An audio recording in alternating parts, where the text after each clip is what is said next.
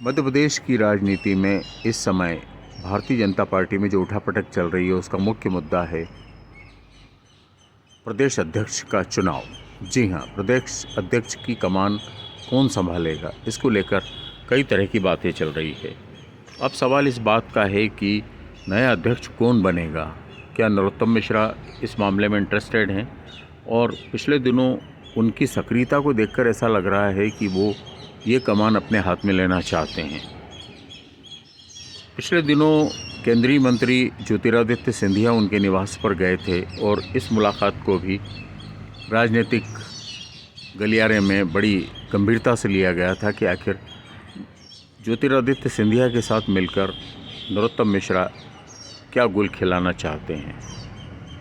इधर पार्टी के प्रदेश प्रभारी महेंद्र सिंह ने भी उनके निवास पर उनसे जाकर मुलाकात की, यानी नरोत्तम मिश्रा से मुलाकात की। नरोत्तम मिश्रा से इस दोनों प्रमुख नेताओं की मुलाकात के बाद यह माना जा रहा था कि शायद नरोत्तम मिश्रा को प्रदेश भारतीय जनता पार्टी का अध्यक्ष बनाया दिया जाए।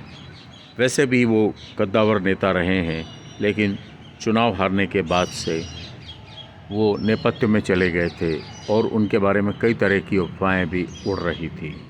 अब सवाल इसी बात का है कि क्या हाईकमान इस बात को मंजूरी देगा कि नरोत्तम मिश्रा को भारतीय जनता पार्टी का प्रदेश अध्यक्ष बना दिया जाए।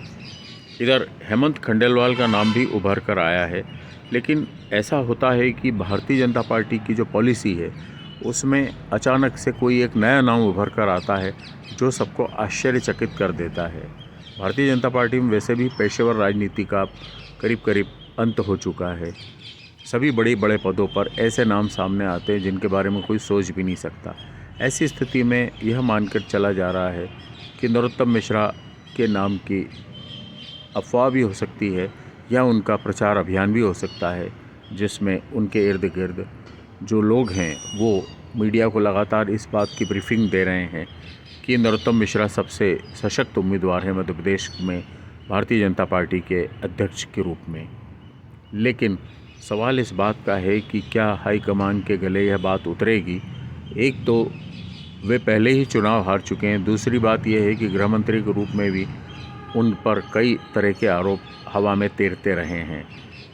अब प्रश्न इसी बात का उठता है कि क्या वे इस लायक माने जाएंगे कि मध्य प्रदेश में भारतीय जनता पार्टी प्रदेश अध्यक्ष की कमान उनके हाथ में सौंपे।